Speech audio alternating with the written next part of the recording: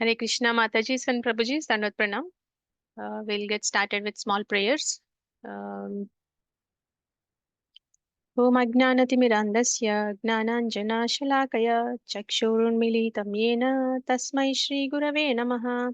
Shri Chaitanya Manobhishtam Sthapitam Yena Bhutale Swayam Rupaha Kada Mahyam Dadati Swapadantikam Vandeham Shri Guru Shri Yuta Padakamalam Shri Gurun Vaishnavamscha Shri Rupam Sagrajatam Sahagana Raghunadhanvitam Tam Sajivam साद्वैतं सावधूतं परिजनसहितं कृष्णचैतन्यदेवं Shri Radha कृष्णपादान् सहगणललिता श्रीविशाखान्वितांश्च हे कृष्ण करुणा सिन्धो दीनबन्धो जगत्पते गोपेश गोपिकान्त राधाकान्त नमोऽस्तु ते तप्तकाञ्चन गौराङ्गी राधे वृन्दावनेश्वरी वृषभानुसुते देवी प्रणमामि हरिप्रिये वाञ्छाकल्पतरुभ्यश्च कृपासिन्धुभ्यैव च पतितानां पावनेभ्यो वैष्णवेभ्यो नमो नमः।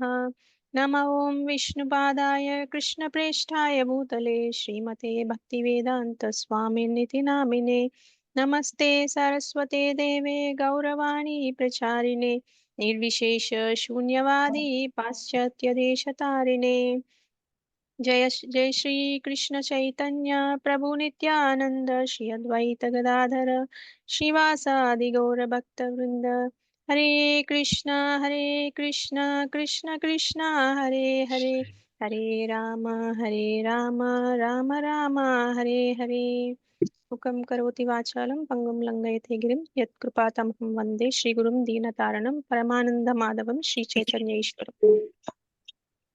Thank you so much, Mataji and Prabhuji, for joining today's session.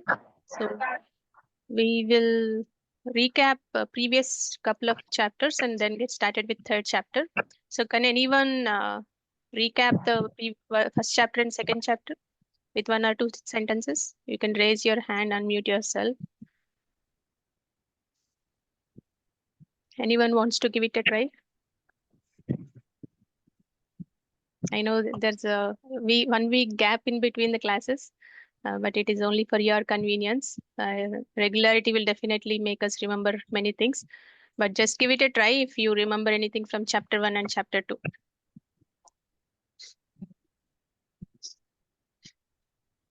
No one remembers? Okay.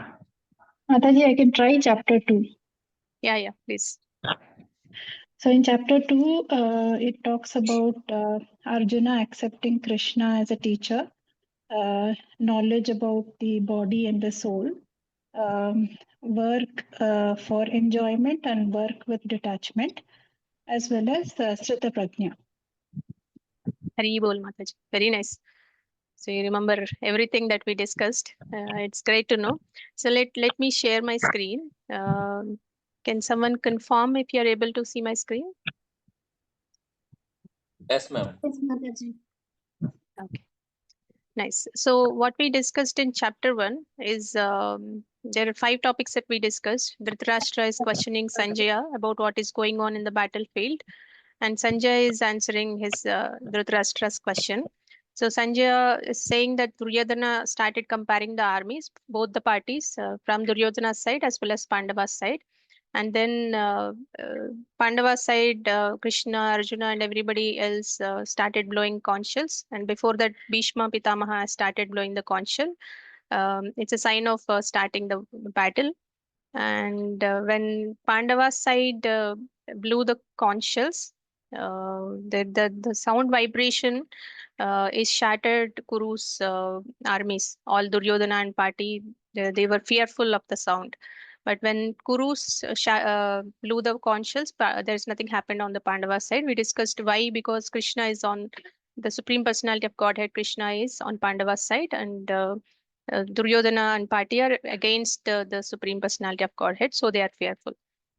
Then Arjuna asks Krishna to take his chariot also between the armies, and Arjuna sees everybody who has come to support the evil-minded Duryodhana, and then everybody and Arjuna gets a confusion, and he says Krishna 4 reasons that he doesn't want to fight. So what are those 4 reasons? So he's compassionate about his relatives, and he sees no enjoyment even if he wins the battle, because his relatives will be killed. And he also feels that he incurs sin when he uh, kills all his relatives. And he also thinks that destruction of family traditions happen when the elders in the family goes to the battlefield, and when they are killed in the battle, the dependent family members, women, children, and elderly people, there will not be anybody to take care of them. And then women will be exploited, and Varna Sankara happens. Family traditions will be destroyed, is what Arjuna's argument is. So after that, when Arjuna is confused, he took a step to accept Krishna as a guru. So even in our lives also, we can think when we are confused, we can ask for guidance with SMEs or elderly people in our family, or gurus or mentors, guides anybody. So Arjuna accepts Krishna as a teacher, and Krishna teaches him certain aspects of knowledge about body and soul, and sakama karma, nishkama karma, and he also describes about the qualities of a wise person, like Mataji has clearly explained to us. So this is what happened in the second chapter. So now let's begin with third chapter. So third chapter name is Karma Yoga, and we have four topics in Karma Yoga also. One is renunciation, regulated activities, sacrifice, and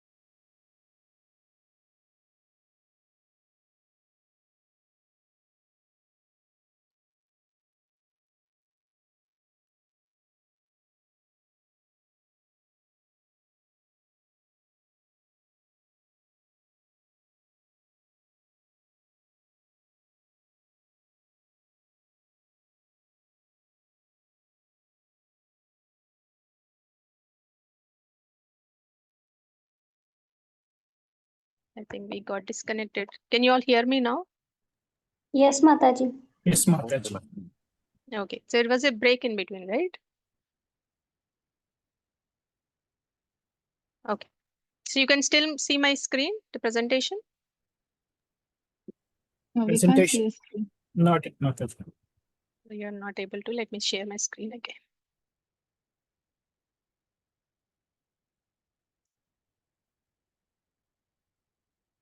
Can you see my screen? Yes, Mataji. Okay, the presentation you are able to see, right? Yes, Mataji. All right. So we are talking about the acronym called TREE. Just like a tree stands tall, rooted in dharma and bearing fruits, this chapter teaches how to live a fruitful life by following the path of duty. So let's go through each letter of tree. So the T stands for Tyaga. So Tyaga is being described from first shloka to ninth shloka. Tyaga means renunciation. Here Arjuna is confused and he asks Krishna. So Arjuna seems to be a great student. So when we approach Guru, we have to ask questions. We have to ask right questions to clear our understanding. So Arjuna is also asking questions. Initially, he explained about his confusions, and he also explained the reasons of why he doesn't want to fight. And now he's asking a question to Krishna. Krishna in the second chapter also told Arjuna, you should not be doing abominable activities. Avaram karma you should avoid. And then Arjuna feels like fighting is avarang karma, is an abominable activity. So he asks Krishna, should I renounce all activities or should I fight? So I am confused now because you told that and you told this as well. And what should I do? I am really confused. You clarify my question. So Krishna clarifies, mere renunciation of work is not real tyaga. The true tyaga is to perform one's prescribed duties without attachment to the results and offer the fruits to Krishna, is what Krishna says. So Krishna also emphasizes that work must be done in a spirit of yajna. So we will discuss in further slides. So and regulated activities. The second acronym is regulated activities. Krishna explains regulated activities from 3.10 to 16 shlokas. The system of yajna. So perform your duties as a sacrifice to please the God, and in turn they will supply all your needs, is what Krishna says. And he also talks about cycle of sacrifice. We will see in the upcoming slides. And third letter in the acronym is exemplary, and Krishna stresses the importance of being a role model. Even though Krishna is God and he has nothing to gain, even when he performs the activities, he still performs his duties when he takes incarnation on the earth to set an example for others. So in the same way, Arjuna is also asked to act not for selfish gain, but to set a standard in the society so that other people can follow. So Arjuna is asked to fight, not to sit quiet and not to give up the activities, to set an example for others. Even though he is knowledgeable and he can renounce the work, but still Krishna asks him to go and fight in the battle. So we are also like that. We are also responsible as fathers, mothers, workers, students in the present society. So we should also be setting a right path for others. So E stands for enemy, the lust. Arjuna also asks another question in the discuss during the discussion. What is that force which makes a person sinful? Even unwillingly, sometimes we do certain activities, so that there is some force within us is making us to act in that way. So Krishna says it is lust only, Arjuna. So that is our real enemy, is what Krishna says. So lust covers the soul like smoke covers fire, and lust is never satisfied. So like when you put oblations like ghee on the fire, it is not it blazes only, right? It will not be turned off. So like that, lust is also when you keep on satisfying your desires, the lust will keep on increasing. So we'll discuss in detail. So this is the acronym that we should remember. Tree, T for Tyaga, renounce the fruits. R for regulated work, sacrifice as yajna. E for exemplary actions, set the standard. E for enemy, which is lust, identify and conquer it. We'll discuss how to identify the lust and how to conquer the lust. So renunciation is of two types. Krishna says renunciation is of two types. One is false renunciation, another is true renunciation. False renunciation is also known as Falgu Vairagya, and true renunciation is called Yukta Vairagya. So you can just remember these terms. Falgu Vairagya is false renunciation, and true Vairagya is real Vairagya is true renunciation is Yukta Vairagya. So in the beginning of the third chapter, Arjuna starts with a question. So he asks a very intelligent question. Oh Krishna, you are praising both renunciation of work and working with devotion. So please tell me clearly which is better for me. So when there is a question, there is a confusion, we also discussed we should approach a guru or a mentor or a guide and have the clarification of where to go, what to do, etc. So Arjuna is asking Krishna the same question. So let us now understand what Krishna calls false renunciation. And in the So in 3.6, Shloka 6, third chapter, he says, Karmendriyani samyamya ya aste manasa smaran indriyardhan vimodhatma midyachara sauchyate. So let us understand what this means. So anybody wants to read the meaning of this? So you can just read this.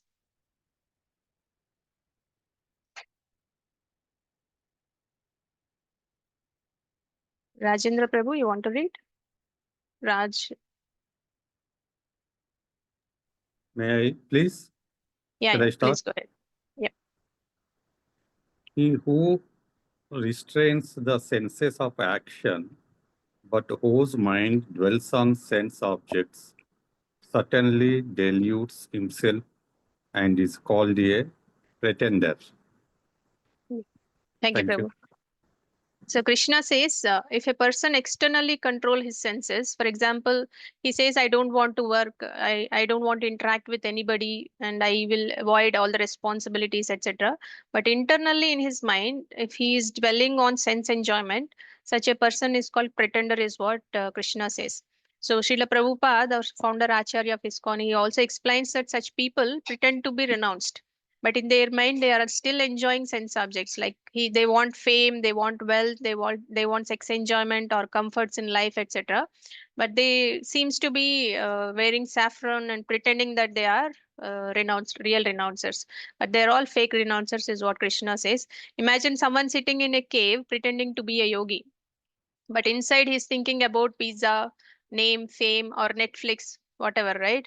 So that is not renunciation. Such false renunciation does not purify the heart. So it means that their hearts are not purified, their minds also are not purified.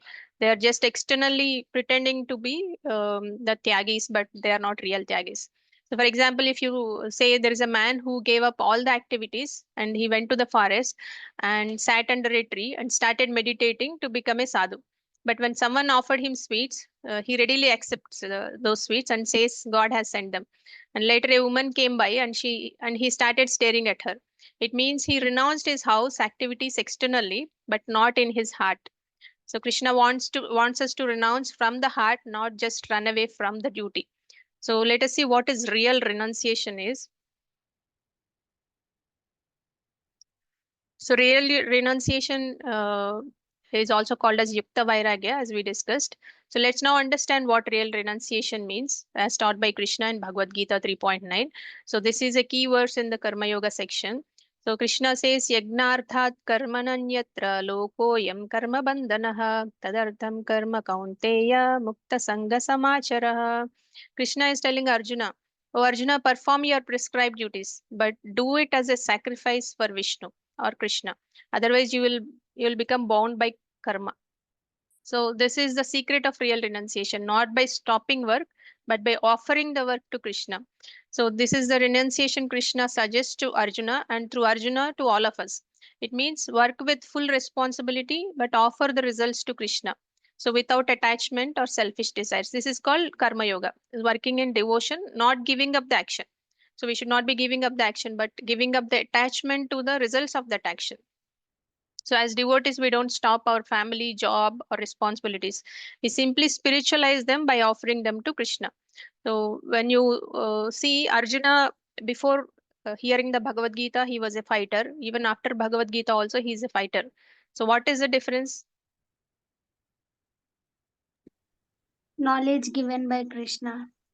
Yeah, so knowledge, he now he got the knowledge, and his consciousness is changed. He's doing the same activity before Bhagavad Gita, is doing the same activity after Bhagavad Gita, but only the consciousness is changed. So Krishna clarifies to Arjuna that real renunciation is not giving up work, but working for Krishna without desiring the results. So real renunciation is not about leaving home, but about leaving selfish desires. Krishna consciousness means we live in the world, do our duties, but keep Krishna in the center. So that is the main important point that we need to take from this verse. So people often think spiritual life means giving up work, family, job, etc. Right? But Krishna says the opposite.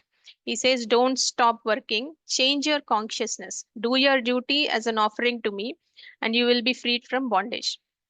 Even Srila Prabhupada also explained, you don't have to quit your job. Just add Krishna to your life. For example, offer your food to Krishna, it becomes prasadam. Chant Hare Krishna Mahamantra and earn money honestly and give a portion of your salary in Krishna's service. Your income becomes yagna. That is also called as yagna. So yagna means, what do you remember? Yagna Kunda and the fire and the oblations that we put in Yagna Kunda, you all remember that, right? When we say Yagna? Yes, Yes, Mataji. Yeah. So whoever is in India, who was born in India, they definitely know about Yagna. So, but Krishna, what is he saying? We will also see. So do the regulated activity is what Krishna says. Now let's explore the section of chapter 3, verses 3.10 to 60. Which emphasize the concept of regulated work or yajna based lifestyle, where every activity is offered as a sacrifice to the Supreme Lord.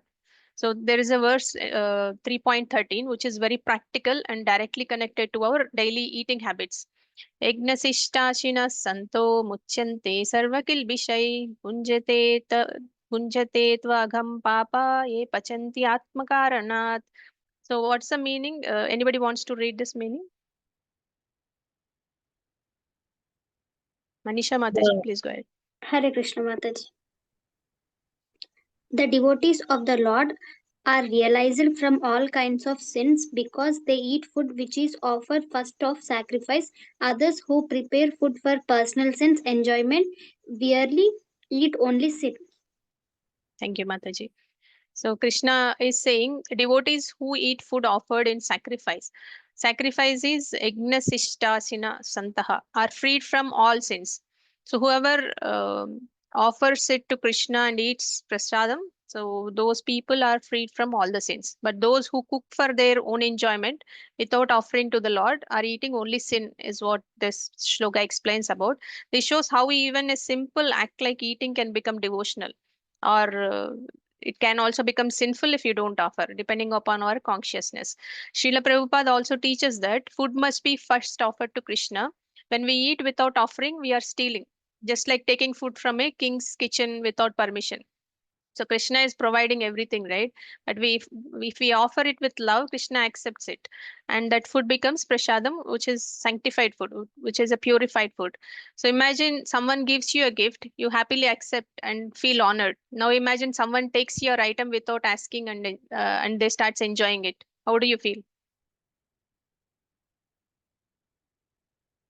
You feel bad about it, right?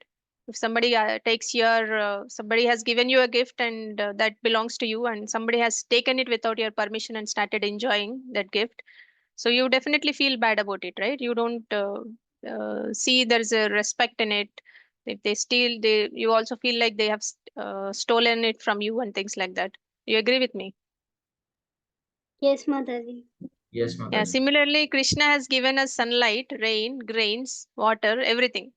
The least we can do is offer the food back to him with gratitude before eating. Um, and what we are doing is, suppose if we are not doing it, it means that we are eating sin, and we are also treated as a thief.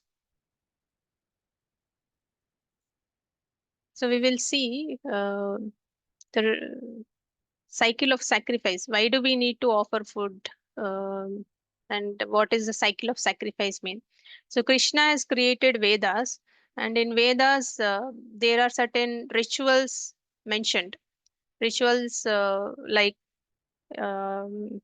example, if you also, even nowadays also, if the first crop comes during Sankranti season, those are offered to God before it is given to anybody or before eating, right? You all know about it, the tradition of Sankranti. Yes, Mataji.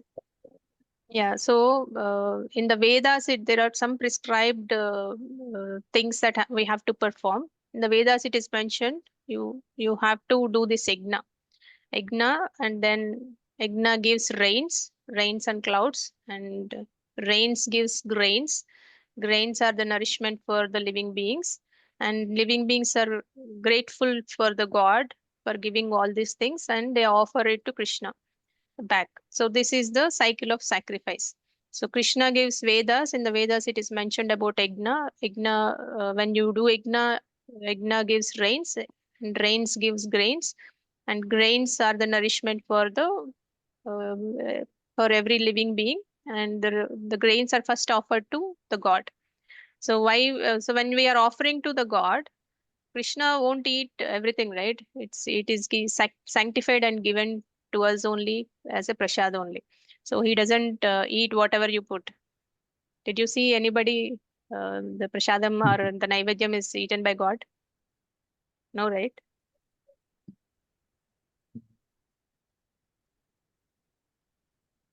Do any of you think that whatever naivedyam that we are putting to God, that he's eating?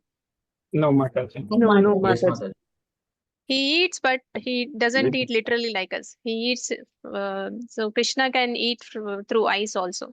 So he just gives a glance, that means he's eaten only, but it is still there for us as a prasadam.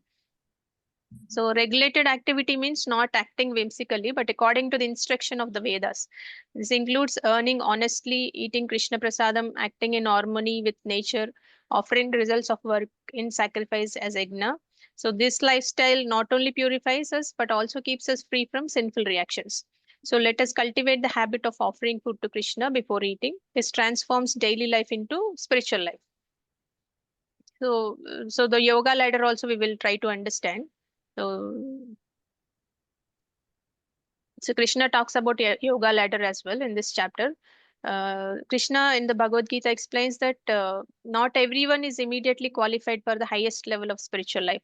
So the Vedic system is designed to help people start at their level and gradually progress.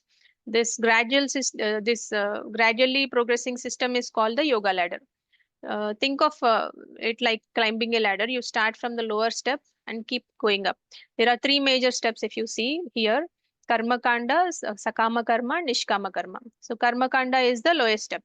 People perform rituals and sacrifice to gain material benefits like good health, wealth, promotion, and or I do some activities which makes me go to heaven, etc. Right? So those kind of activities, the rituals they perform as sacrifices. The motive is selfish here. Though the actions are still within scriptural rules, they are given in Vedas, but the motive is selfish motive. It is regulated sense gratification in one sense. It is sense gratification only, but regulated because everything they are doing is as per the scriptures, not outright sense gratification, but regulated sense gratification. For example, I'll do this puja so I can get a good job, or like so many people go to Chilukuri Balaji temple for getting visas, right? He's also called as Visa Swami. So like that, they do certain rituals and sacrifices to gain material benefits. So that is the lower step, which is also called karma kanda. So next step in the middle is called sakama karma. People are doing their duties as prescribed in the scriptures as above, like karma kanda, but they are also attached to the results. But now they start becoming aware of God's role in it. They work for material gains, but also try to please God. There is some devotion, not full devotion, but there is some devotion. For example, I will work hard and offer a part of my income to Krishna, but I still want success, fame, name, etc. I want all the results. Sakama karmis are attached to the results, but they know that it is all given by God and they have that God consciousness. So that is in the middle step. And they also do their duties as prescribed in the scriptures, like waking up early and going to the temple and offering coconuts, flowers, fruits to God, etc. All those things they do, but they have selfish motives. They are attached to the results. I want to attain this, so I am doing this. So I want to attain a good job, so I want to pray God. I will offer these things to God. After I get the job, I'll also offer 100 coconuts or something like that, right? So they are called sakama karmis.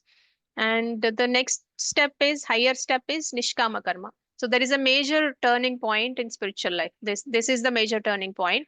A person is fully detached from the results of work.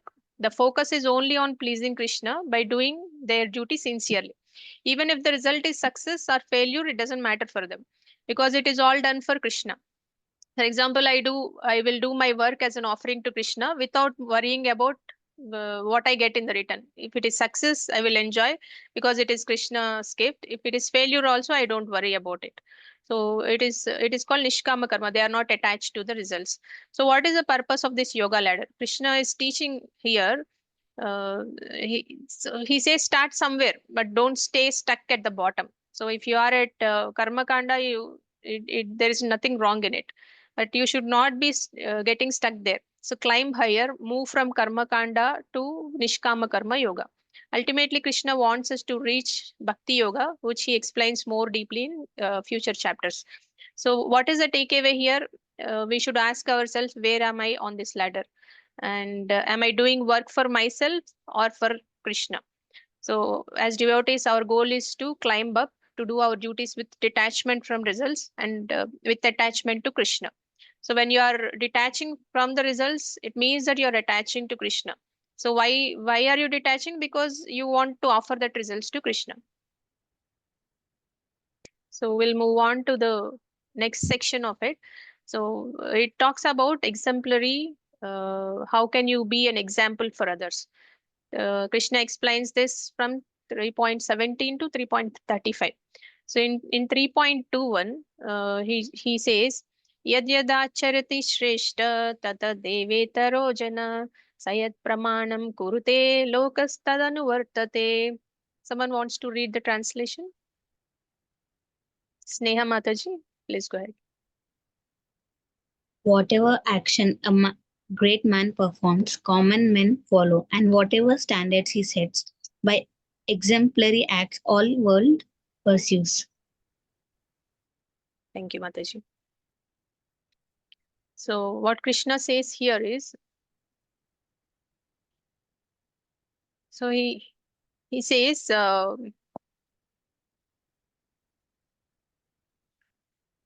He gives a powerful principle that applies to every parent, teacher, leader, and anybody, right? Whatever action a great person performs, others follow. Whatever standards they set, the world pursues. So you agree with this, right? We see a lot of celebrities coming for advertising some of the things, everybody, so that everybody will follow. So it happens, right? Everywhere any politician does something, everybody else will follow. Any celebrity like film stars or sports stars, they do something, they drink some uh, milk or some cool drinks, anything, others also follow. Or some cosmetics, some celebrity or cinema actor will be using, others will also follow. This is going on, right? You all agree with this principle? Yes. Okay, Yes, so Mataji, it is going yeah, so on. Krishna tells Arjuna, I have nothing to gain in all three worlds, because he is the proprietor, he is the controller, he is the maintainer, everything. So he doesn't need to do anything. He doesn't need to work, but still he has joined in a Gurukul and learned from Sandipani Muni all the 64 qualities and things like that, right? He has done all those things even though it is not required, because he thinks that if he doesn't do work, or he doesn't follow, others will say Krishna did not do, why should I do? So for teaching others and setting as an example, he does all the work when he takes incarnation in the on the earth. So because if Krishna stops performing duties, others will imitate him and they also stop working. So he wants to lead by example, not just by instruction. So what we have to learn is leaders should be exemplary. They should be performing acts in such a way others will also follow. So who is a leader?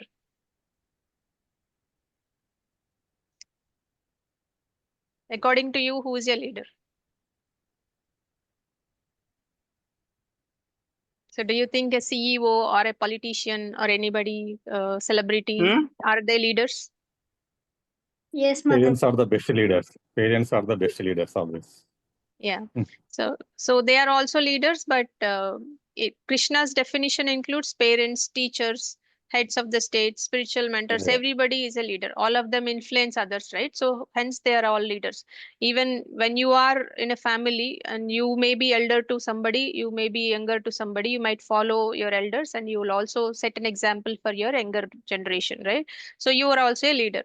So Krishna's definition is everybody is a leader. Why leaders must be exemplary? Why should they follow certain things in a right way so that others follow? Because they influence others, right? Others, the juniors and whoever is thinking that this person is a great person, they definitely follow. Krishna says this also in 3.21.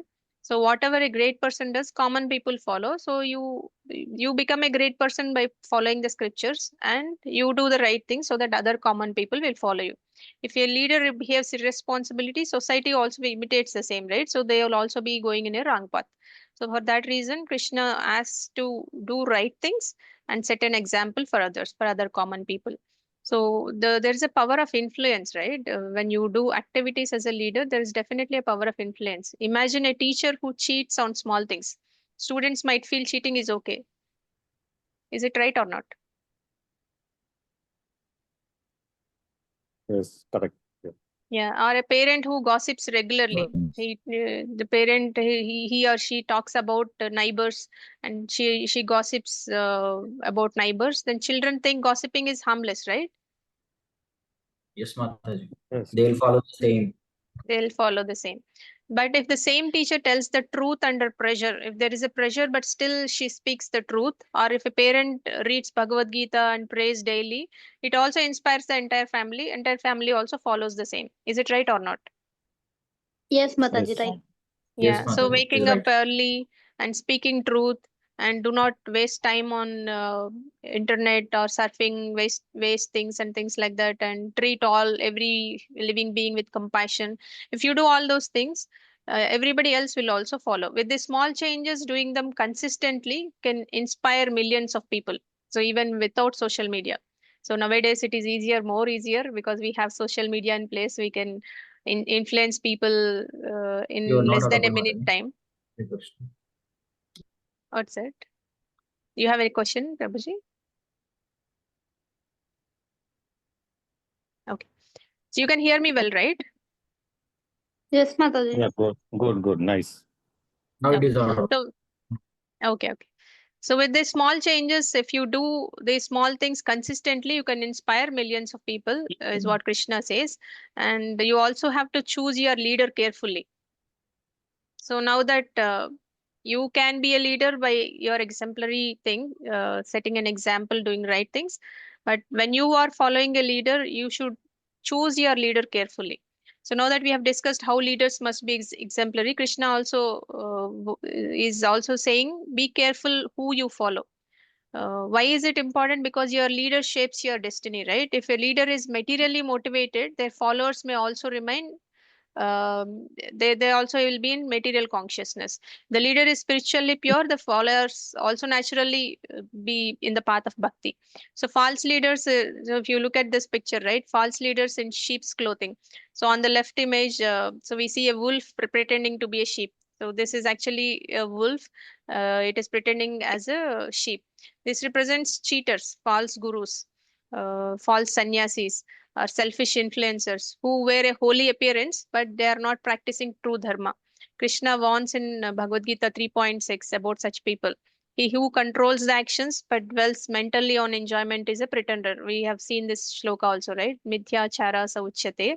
So such kind of false gurus will be there. We have to be careful, is what Krishna is warning us. But how to identify a true leader, true guru? So use the principles of Gita. They walk the talk. They practice what they preach. So some people they say something and they do something, right? Those are not leaders. They walk the talk. Whoever is a leader, they walk the talk. They practice what they preach. So they're preaching something for their disciples or their students. They do the same thing. They guide selflessly, not for fame or followers or money or some other benefits, right? They don't do all of that. They guide selflessly. They follow a parampara. So this is very important thing, a spiritual lineage. Like we have this Gaudiya Vaishnava parampara, right? We have a guru, and that guru has a guru, and that guru has a guru, and that guru also has a guru. And if you go till the end, it will be Krishna. Krishna who will teach that person, and it follows from Krishna only. So they glorify Krishna, not themselves. That is also a real guru. Somebody is glorifying themselves, they are not real gurus. They should glorify God. Then you can easily identify who is a real guru and who is not a real sadhu. So these are the principles that you can just remember. Gurus or leaders, right leaders, they walk the talk, they guide selflessly, they follow a parampara system, and they also glorify Krishna, not themselves. So another point is only a proper student becomes a proper teacher. This means learn humbly, follow sincerely, don't teach prematurely. Just like Arjuna first surrendered to Krishna and he heard the knowledge from Krishna and he understood the knowledge, only then he could act and inspire others. So before understanding anything, if you are acting on it and trying to influence others, then it will be a bad influence. You might end up doing wrong things. So first understanding and hearing, asking right questions, clarifying the doubts is very important. That is a proper student mentality. And once you are a proper student, then you can become a proper leader also. So choose your leader with care. Make sure they are Krishna conscious, not crowd conscious. So they wanted a few gurujis or spiritual leaders. They come with lot of people around, but they are actually not real leaders. And become a sincere student. One day you can also lead others properly. So by asking right questions, by surrenderance and understanding the knowledge as it is.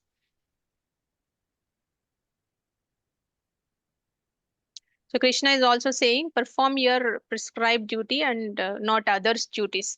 So this is very much important principle Krishna emphasizes in 3.35. It is better to perform one's own duty even imperfectly than to perform another's duty perfectly. So 3.35 Krishna says this. Why does Krishna say this? Because Krishna has given each of us a natural inclination. There is a swabhava, right? Somebody enjoys painting, somebody enjoys cooking, somebody enjoys singing, somebody enjoys dancing. There is a natural inclination that is called as swabhava, and based upon the swabhava you have to do your activity, is what Krishna says. When we do our own prescribed duty, we naturally stay steady and satisfied. If you try to copy others, like for example, if you take fish, if fish is meant to be in water, and if fish wants to climb a tree, will it be able to climb? No, right? No, they Yeah, cannot it gets compare anyone.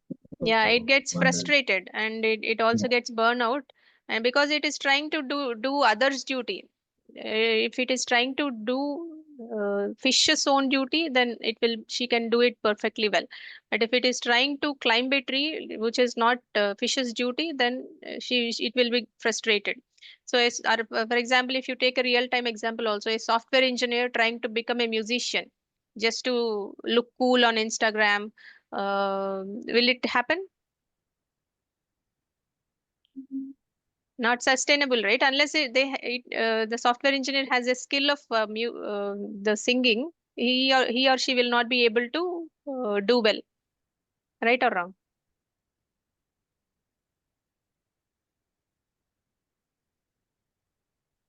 You're getting my point, right? Yes, Mataji. Yes, Mataji. Yes, Okay. Mataji. So everyone has a place, everyone has a swabhava. So we have to do our own prescribed duty. We need to understand what is our swabhava, and then we have to. If you are not speaking, please go on mute. So based on our swabhava, we need to choose our work. That's what Krishna says. So you will be enjoyed, and if it is not your duty, even though you like to do it, if it's not your swabhava, then you will get frustrated. So you'll not be able to do it well. So if you look at the cartoon image here, the cartoon shows someone burdened by work because they are not meant for that work. So they're trying, but it is all piled up. It's not getting completed because it is not his swabhava. So that's the reason why he's not able to do all that work. So conclusion is understand your nature, accept your responsibilities with devotion, and offer your work to Krishna most importantly. And slowly you will rise to liberation and to bhakti. This is Karma Yoga in action, as Krishna mentions about.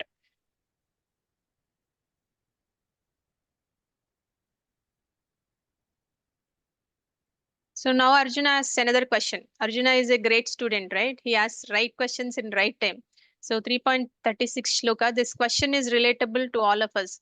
So even though I know what is right, what is best course of action, why am I compelled to act in a way that is wrong and against my intelligence? That is the question asked by Arjuna.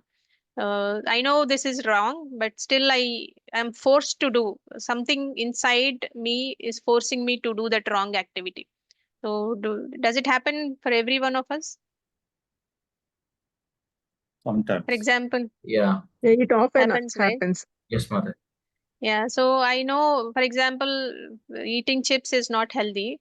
I know it, I don't want to do it, but still something inside me forces me to eat it. For the same thing for any other wrong things also. Many things that we do not want to do, but we end up doing those wrong things as if somebody inside forcing us to do it. So the slide captures that struggle beautifully, symbolized by image. If you look at the right side, right, someone angrily shutting off the alarm. I think this is also a relatable thing for all of us, right? Knowing it's time to rise, but still resisting the right action. So we all feel that, right? Knowing we should get up early, it's something pulls us in the opposite direction. We keep snoozing and we keep switching off the alarm, and we think that okay, it is okay for one day, etc. So do you all feel that? Yeah, Mataji. And we are Yes, Yeah. continuing the Mataji. same thing. Yeah. So this is exactly what Arjuna is asking on all behalf of all of us, right? What is that impels a person to sinful acts? Even unwillingly, we will be doing that, as if somebody is forcing us to do. So now, so that is a question asked, and let us see what Krishna is saying. Um, so now we come to a very critical revelation made by Lord Krishna in 3.337 shloka. The answer to Arjuna's question is 3.36. Arjuna asked, what is that compels a person to act sinfully, even that person is not willing to do it, as if somebody is forcing to do. Krishna answers very directly and powerfully. काम एष क्रोध एष रजोगुणसमुद्भवः महाशनो महापाप्मा विद्येनमिह वैरिणम्. Krishna is saying, somebody wants to read this purport? Manisha Mataji, please go ahead. Yeah. Hare Krishna Mataji. The Supreme Personality of Godhead said, "It is lust only." Mataji, some screen has came. The Supreme Personality of Godhead said, "It is lust only, Arjuna, which is born for contact with the material mode of passion and later transformed into wrath, and which is the all devouring sinful enemy of this world." Okay. Thank you, Mataji. So Krishna is saying it is lust only, Arjuna. One second. Give me a minute. Sorry. There's some network glitch. I'll switch on to the other network.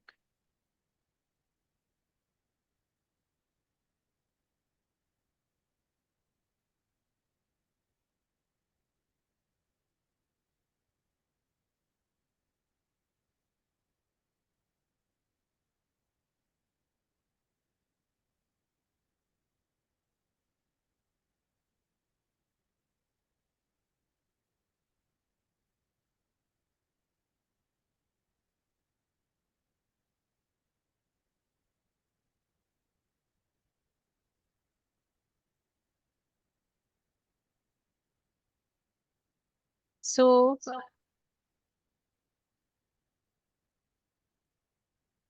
you can hear me well, right? Is it Yes, okay? Yes, Mataji. Okay, now Krishna is saying it is lust only, Arjuna. It's a resound. So Krishna says it is lust only, Arjuna, which is born of contact with the mode of passion and later transformed into anger. Wrath is anger.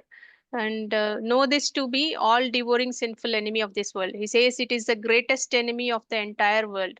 The slide visually and textually highlights lust, kama.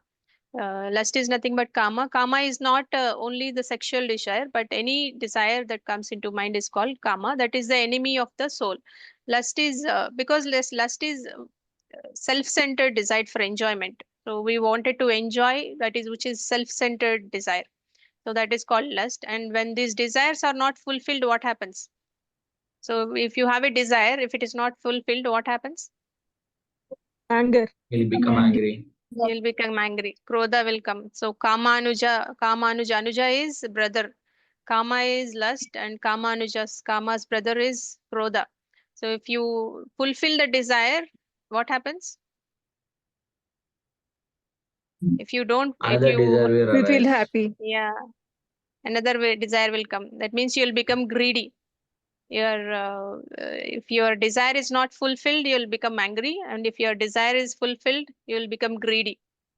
Right or wrong? So this lust Yeah. is never satisfied. You cannot satisfy this lust. So when you have a desire and you weren't able to fulfill that desire, and you will get angry, and your anger leads to delusion. Yesterday the previous class also we have seen, right? So when you contemplate on sense objects, attachment develops. With attachment, desire develops. With desire, anger develops, and from anger you will be confused, and then from confusion your intelligence is lost, and when in anger you will be bewildered, and your intelligence is lost, and you don't know how you're acting. You will be falling down. So that is the cycle that we have seen in previous chapter 2 as well. And anger leads to delusion, and eventually we lose our intelligence, is what here also it is mentioned, because it burns like a fire. Mahashana, Mahapapma. Krishna is saying Mahashana is burning like a fire. Means it is never satisfied. It leads to sinful acts also. For example, if you have a strong lust, strong desire on something, you end up doing sinful acts also, to the degree of the strongness that you have. So even when we know better that it is not to be done, even though we will be doing that because of the lust. So it also clouds our intelligence and destroys our spiritual progress, and also material progress. But how to defeat the lust? So regulating the senses is the beginning of defeating the lust. So now that we understand the greatest enemy, and how do we defeat the greatest enemy? Regulating the senses from very beginning fix the mind on Krishna through chanting the holy names, develop transcendental knowledge about Krishna, hearing from Shastra and realized devotees, understand the real purpose of life. What is the soul mean? So why did we come here in material world?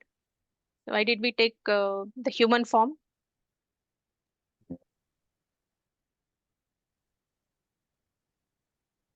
So the human form is very rare among 84 lakh species. So we get very rarely the human form.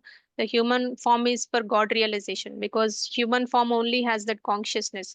Otherwise, animals also do eating, sleeping, mating, defending, right? If we do the same thing without God consciousness, even in the form of a human life, then you are wasting your human life, which is very rare among 84 lakh species, and you will never know you will get a human body again. So that is the importance of human life, and we should not be ending up doing animal activities like eating, sleeping, mating, and defending that animals also do, right?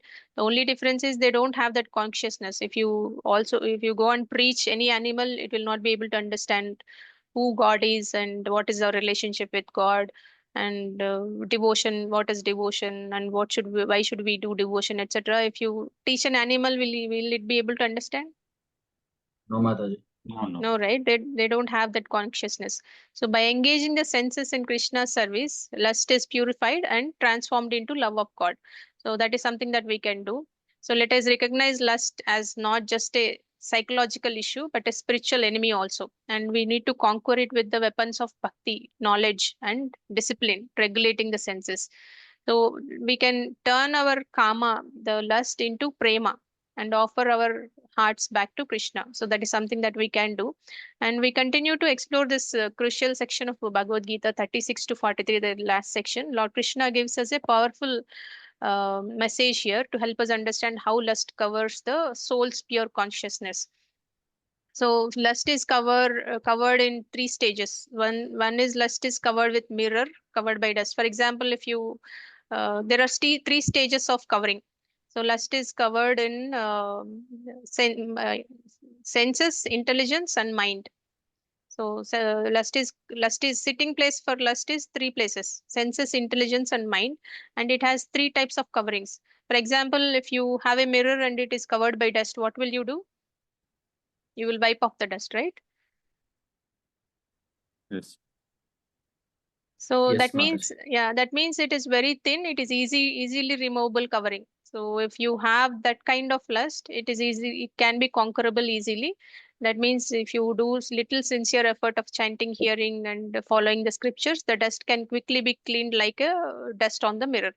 But if it is like a fire covered by smoke, this covering is a little denser.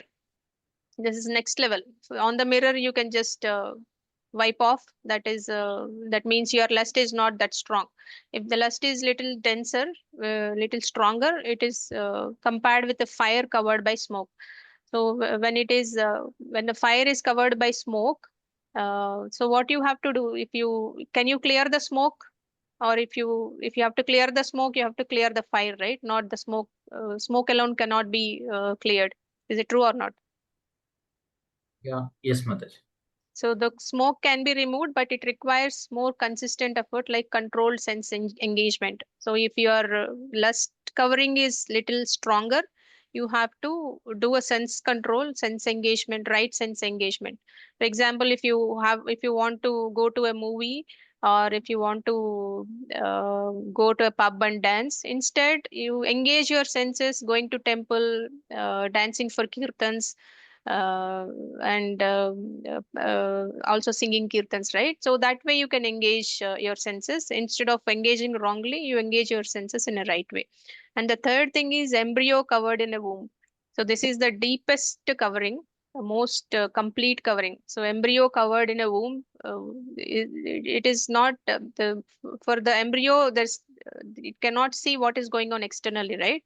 It has no awareness of the external world, just like one who is completely absorbed in lust, ignorance, and illusion. They do not know what is going on externally also.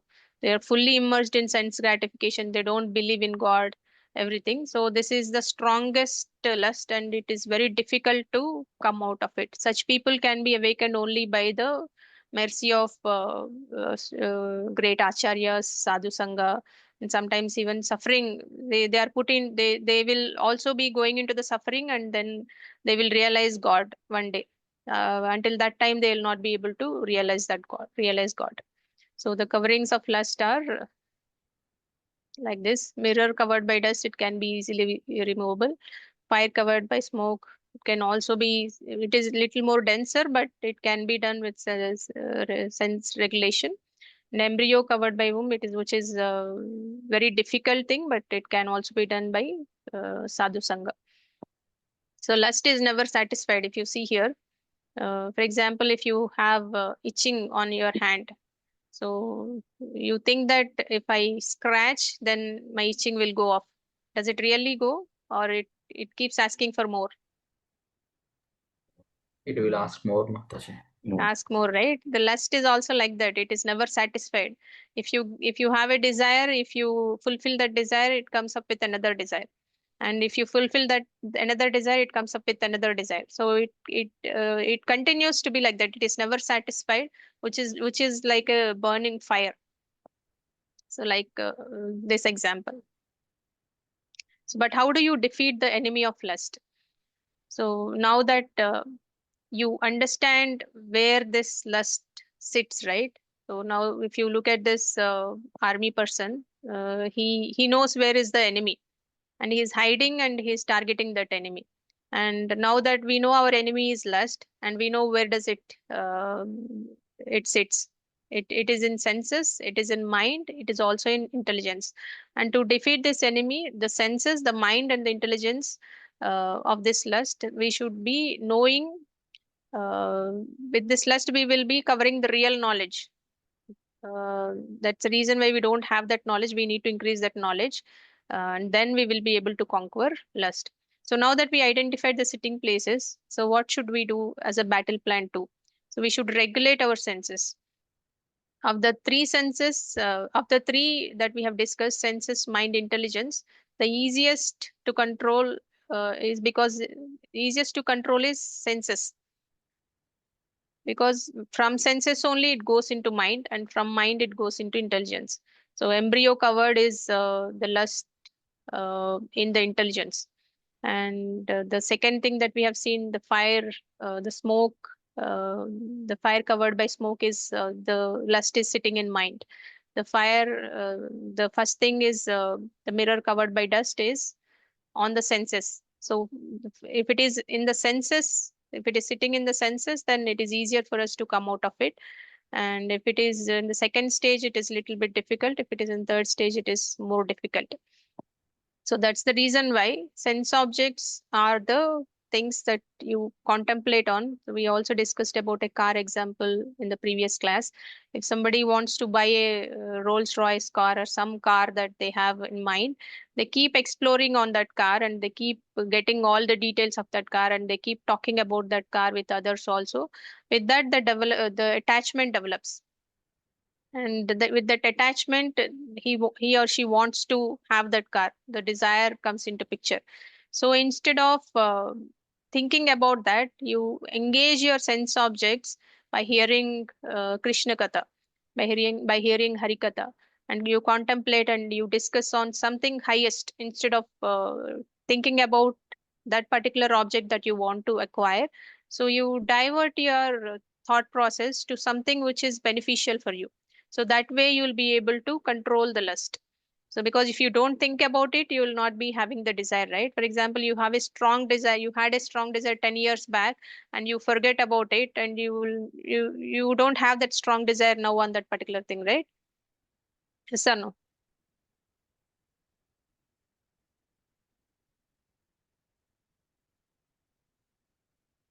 So you still have that kind of desire now. Like 10 years ago, you might had a strong desire on particular object as a children or as an youngster, but you will not have that desire, right? Because you might have stopped thinking about it, and then your desire might have gone. So that is one of the reasons we can think about. If we are thinking about something, contemplating on something, our thoughts will go on to the same thing. We should engage our senses in a more beneficial thing than that particular object which is not good for us.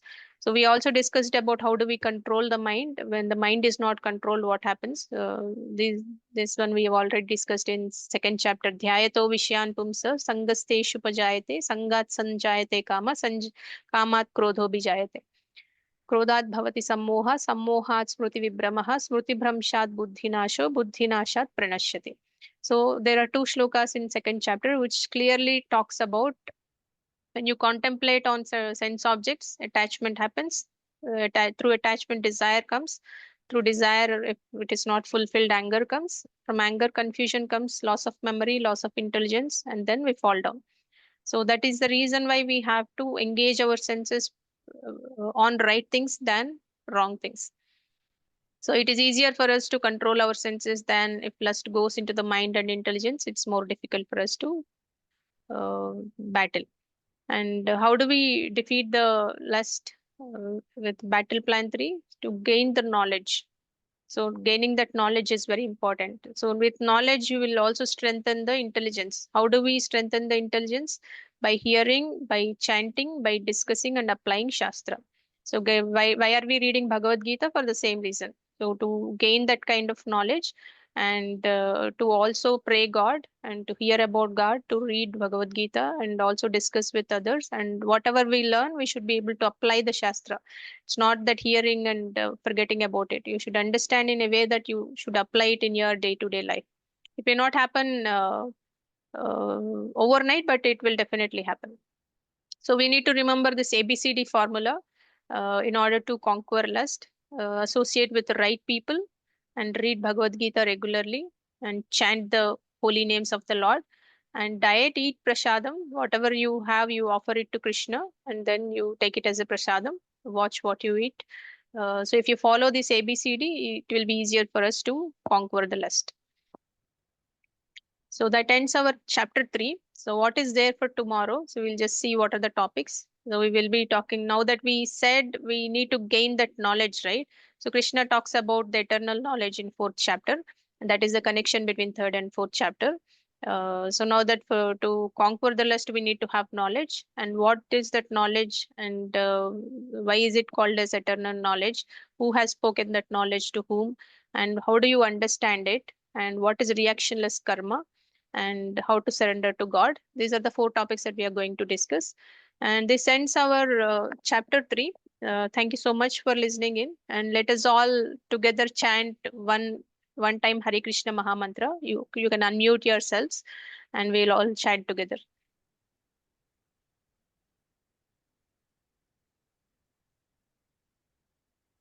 Okay, so we will all chant together. Hare Krishna, Hare Krishna, Krishna Krishna, Hare Hare, Hare Rama, Hare Rama, Hare Hare.